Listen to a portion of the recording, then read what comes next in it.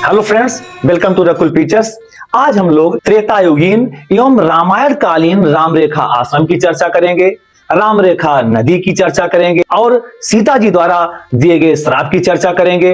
राम रेखा आश्रम यह अयोध्या से पूरब दिशा में 26 किलोमीटर दूर पर स्थित है।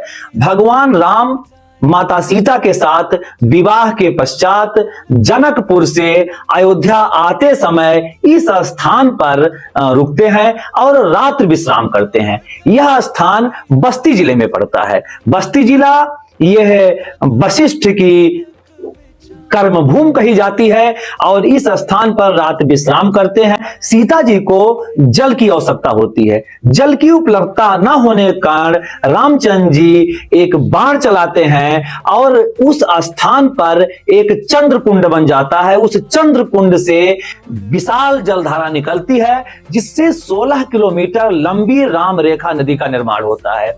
यह नदी उत्तर दिशा में रामगढ़ से थोड़ा दूरी पर मनोर में मिल जाती है और पूरब दिशा में 10 किलोमीटर दूर पंडोल घाट में जाकर मिल जाती है। मित्रों, पंडोल घाट का भी एक बहुत बड़ा महत्व है। पंडोल घाट ये द्वापर युग में महाभारत काल में राजा युधिष्ठिर और माता कुंती और उनके सारे भाई जब 1 वर्ष का अज्ञातवास काट रहे थे, वो यहाँ पर कुछ दिन रुके थे और एक शिव मंदिर का निर्माण उन्होंने किया था और वह आज भी झुंगीनाथ शिव मंदिर पंडोल घाट पर स्थापित है। यह बहुत ही सिद्ध स्थल पंडोल घाट यह जाना जाता है और मनोवर और राम रेखा नदी का यह संगम कहलाता है। मित्रों, माता सीता जी के साथ रामचंद्र जी जब अयोध्या के लिए प्रस्थान करते हैं राम रेखा आश्रम से, तो लगभग 5 किलोमीटर चलने के बाद एक पचवस स्थान आता है, जहां पर माता सीता जी के पैर में चने की एक खूंटी गड़ जाने से उनका पैर लहूलुहान हो जाता है। माता सीता जी नाराज हो जाती हैं और वो एक श्राप दे डालती हैं कि इस सरयू नदी और मनोवर नदी के बीच में लगभग 12 कोस के इर्द गिर्द अगर कोई व्यक्ति चने की खेती करेगा तो उसके संपूर्ण वंश का नाश हो जाएगा। तो मित्रों, इस प्रकार लगभग इस एरिया के 700 गांवों में आज भी चने की खेती नहीं होती है। यह एरिया घघौआ से मखौड़ा होते हुए दुबलिया 25 किलोमीटर और मखौड़ा धाम से सरयू के बीच की दूरी जो चौड़ाई है वो 15 किलोमीटर यह निर्धारित है, अर्थात यह निश्चित है। इस बीच सभी धर्म के लोगों द्वारा चने की खेती नहीं की जाती है। मित्रों, राम रेखा आश्रम के महंत दयाशंकर दास जी बताते हैं, ये जनकपुर से जब राम जी बियाह करके आ रहे थे जी, इसी रास्ते से आते यहाँ रात में रुके। रास्ते में कहीं जानकी जी को चने की खेती करेंगे। अच्छा। उन्होंने शराब दे दिया, जब मनोवर और फर्दों के बीच में जो भी आदमी चना बोएगा जी, उसका या तो जेठ बेटा मरेगा ना कहीं ना बैल मरेगा, उनका वंश नाश हो जाएगा। वंश नाश हो जाएगा।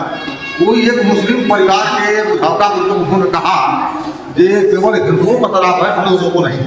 उन्होंने नहीं माना, चना बोल दिया, उनके परिवार में पूरा नहीं गया। स्पष्ट बात है। उसके बाद राम रेखा आश्रम के महंत दयाशंकर दास जी बताते हैं कि बगल में छावनी के जस्ट बगल में एक बुझौखापुर गांव है। वहां पर एक मुस्लिम परिवार रहता था। उसने ये कहा कि यह श्राप सीता जी ने हिंदुओं को दिया है तो हमारे ऊपर तो लागू नहीं होता है। अब उसने चने की खेती की। उसका परिणाम ये निकला कि 1 साल के अंदर उसका वंश समाप्त हो गया। इसी प्रकार अमारी बाजार के नजदीक एक पखेरी गांव है, वहां पर एक हिंदू परिवार भी चने की खेती किया उसने और 1 वर्ष के अंदर उनका भी संपूर्ण परिवार या वंश नष्ट हो गया। तो आज इस आधुनिक युग में, आज इस वैज्ञानिक युग में भी सीता जी का श्राप यहाँ के लोगों द्वारा मान्य है।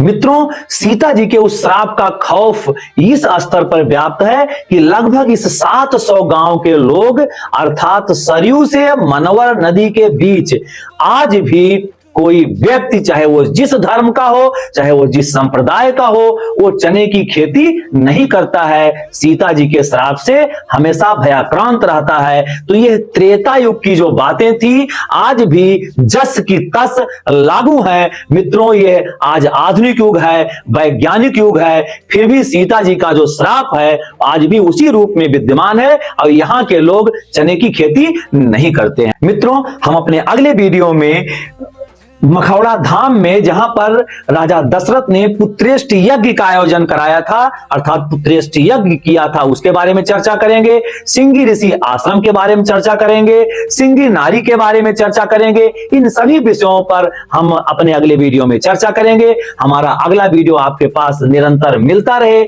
इसके लिए हमारे चैनल को लाइक, शेयर और सब्सक्राइब करते रहें। जय श्री राम। Thank you.